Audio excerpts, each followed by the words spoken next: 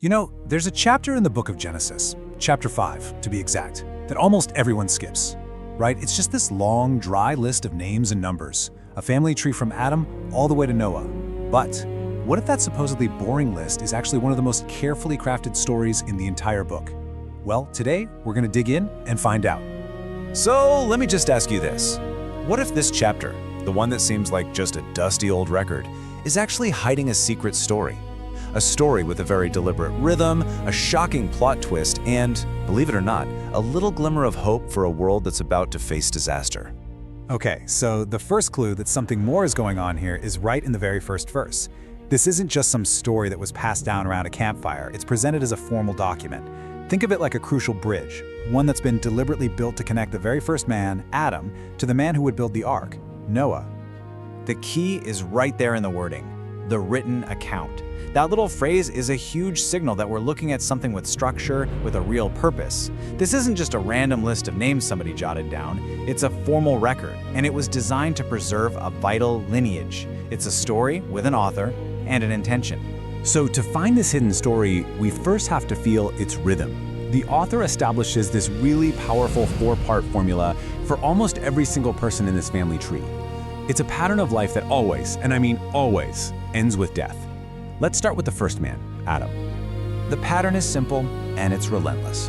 First, you get the age he had his son, Seth, then the 800 years he lived after that, a total lifespan of 930 years. But it always lands on the same four words, and then he died. That phrase becomes the steady, somber drumbeat of this entire chapter. And for his son, Seth, guess what? It's the exact same formula. The numbers are different, sure, but the structure is identical. He lives, has a son, lives a bunch more years, and then he died. The rhythm just keeps on going. And again, for Seth's son, Enosh, same pattern, same four steps. Are you starting to feel it? Life, life, life, and then he died. Over and over again, for generation after generation, this is the inescapable reality. This repetition is designed to make you feel the weight of mortality. But then, just when you're used to it, something changes. After 6 straight generations of this exact same pattern, the record gets to a man named Enoch. And right here, the author completely shatters the rhythm.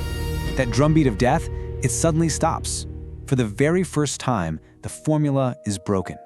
Instead of those familiar final words, "and then he died," the pattern just shatters with this line, "He was no more because God took him away."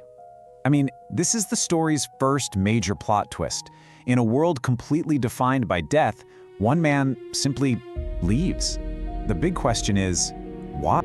Well, the text actually gives us a reason, not once, but twice. It says that Enoch walked faithfully with God. Nobody else in this entire family tree gets that description. It suggests this unique relationship, a closeness with God so profound that it literally transcended the normal rules of life and death. And what makes his story even crazier is his lifespan, just 365 years. I mean, compared to his ancestors or even his own son, his time on earth was incredibly short. But here's the thing, his life wasn't cut short by death. He was spared from it. His life wasn't an end, it was a transition. The story's momentum just keeps building. After the incredible exception of Enoch, we get the extreme case of his son, Methuselah. And then, a few generations later, the second major break in the pattern arrives with the birth of a man named Noah. Just think about this for a second. The son of the man who lived the shortest life, Enoch, goes on to live for 969 years. That is the longest life in the entire biblical record.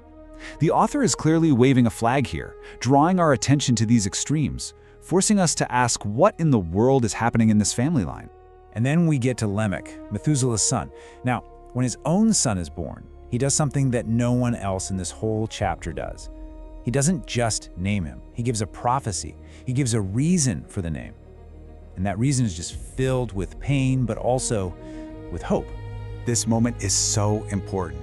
The name Noah itself actually sounds like the Hebrew word for comfort, and Lamech's prophecy explicitly links his son's destiny to bringing relief from the curse on the ground, the one from the Garden of Eden.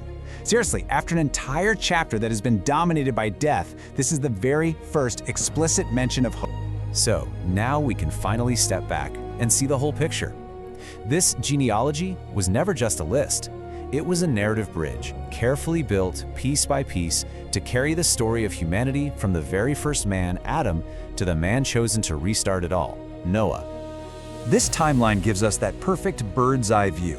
We start with Adam and the curse. We move through all these generations, defined by that rhythm of death. Then we see the exception, Enoch, who shows us that death isn't invincible. We see the extreme, Methuselah, who lives longer than anyone. And it all culminates in Noah, the man whose very name means comfort and hope. So let's circle all the way back to our first question. When is a list not just a list? When it's actually a story of mortality, exception, and hope. A story hidden in plain sight, proving that sometimes you find the most amazing stories in the most unexpected places.